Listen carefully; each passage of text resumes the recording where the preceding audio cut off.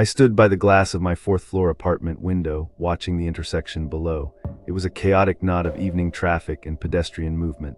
Yellow cabs were boxed in by delivery trucks. People swarmed the crosswalks, carrying briefcases and groceries, their heavy coats shifting in the wind. I watched a man on the corner reach out to pull a newspaper from a metal vending box. A woman a few feet away was mid-stride, rushing a small dog across the pavement. Then the movement died. It was not a gradual slowing, it was an instant, absolute freeze. The man by the vending box stopped with his arm fully extended, his fingers hovering millimeters from the plastic handle. The woman in the crosswalk froze mid-step, her weight balanced impossibly on the ball of one foot. The cars halted abruptly, freezing in the middle of the intersection. The entire street, containing hundreds of living people, became a photograph. I leaned closer to the pane, my breath fogging the glass. My brain struggled to process the scale of the paralysis. I looked for a twitch, a blinking eye, the rise and fall of a chest taking a breath. There was nothing. Then the synchronization began. In perfect mechanical unison, hundreds of heads tilted upward. The motion was identical across every single person on the street. The man by the vending box, the woman in the crosswalk, the drivers sitting rigidly behind their steering wheels, they all abandoned their previous trajectories. They turned their faces toward my building. More specifically, they turned their faces toward my window. Hundreds of pairs of eyes locked directly onto me. Their expressions were entirely blank. There was no anger, no panic, no recognition. It was a mask of terrifying, uniform neutrality. I stepped back, breaking my line of sight. The coffee mug slipped from my hands, shattering against the hardwood floor and sending hot liquid pooling around my shoes. I dropped to my knees, hiding beneath the windowsill. My hands shook violently as I pressed my back against the plaster wall. I watched the digital clock on the oven shift from 5:14 to 5:25. 11 minutes.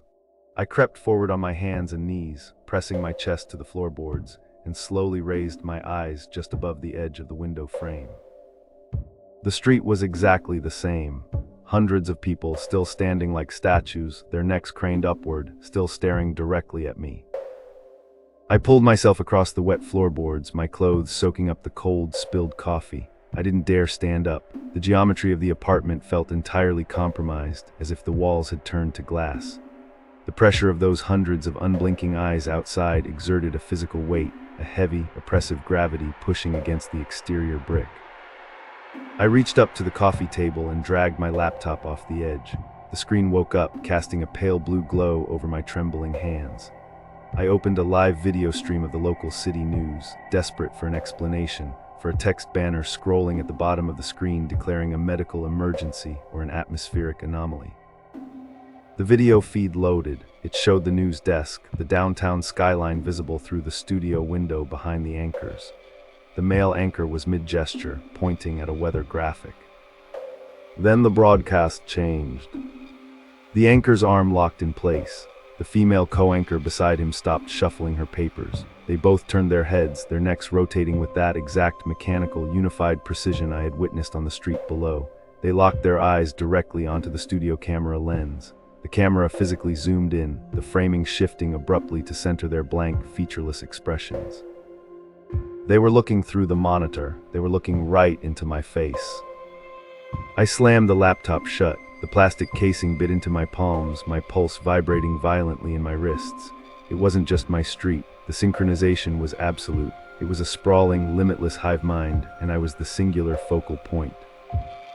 The primal urge to flee overrode my paralysis. I abandoned the living room, crawling on my stomach down the narrow interior corridor toward the front door of my apartment. If the street was compromised, I needed to reach the roof. I needed the rusted iron fire escape on the back of the building. I hauled myself up against the heavy steel of my front door.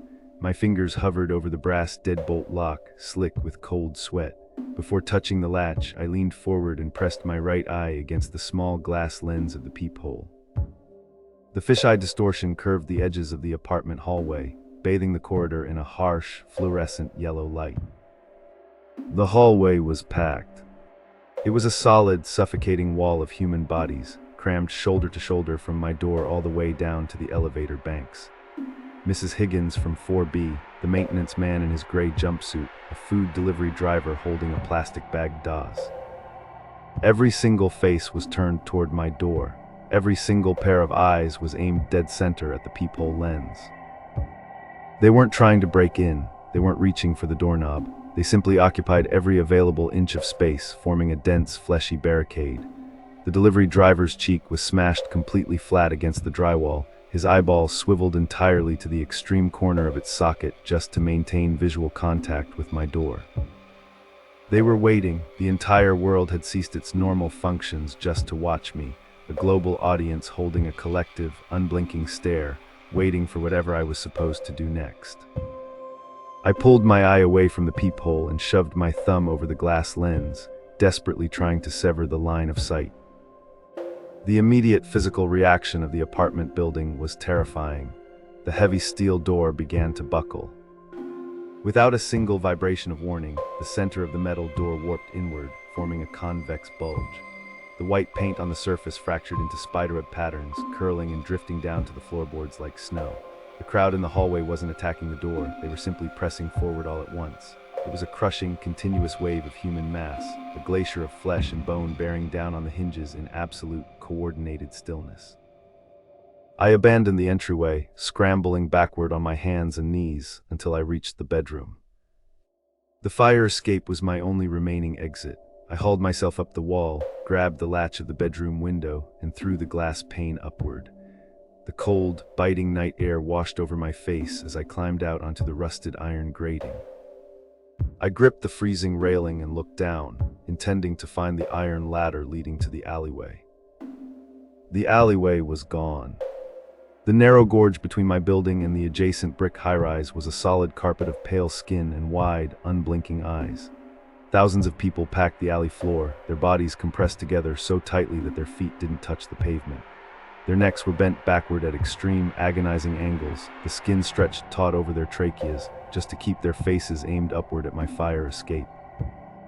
I looked across the gap. Every window in the opposite building was filled with faces pressed flat against the glass.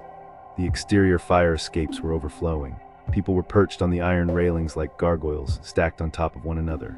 A man hanging by one arm from a drainage pipe kept his neck swiveled entirely to the side, maintaining flawless, unbroken visual contact with me as the muscles in his shoulder tore under his own weight. There was nowhere to run. The city was a sprawling, infinite theater, and I was the only thing moving on the stage. I backed up against the brick exterior of my apartment, my chest heaving, my eyes darting wildly across the sea of thousands of blank, neutral expressions. The physical weight of their collective gaze was an anchor dragging my body downward. Then the realization settled over me, cold and absolute. They weren't waiting to attack. They weren't waiting for me to perform a specific task. They were waiting for me to conform.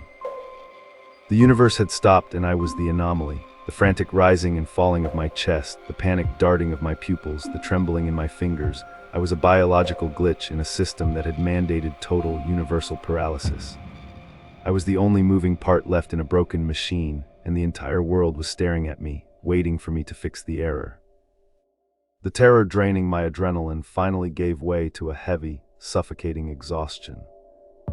I let my hands slip from the brick wall. I let my arms fall dead at my sides. I locked my knees, standing perfectly rigid on the iron grating. I forced my lungs to hold their breath. I stopped the trembling in my jaw. I widened my eyes, letting the cold air dry out my corneas until I no longer felt the urge to blink. I became a statue, perfectly still, perfectly neutral. In the margins of my vision, I watched the immediate result. The thousands of people in the alleyway, the bodies stacked on the fire escapes, the faces pressed against the glass, they all slowly, uniformly lowered their heads.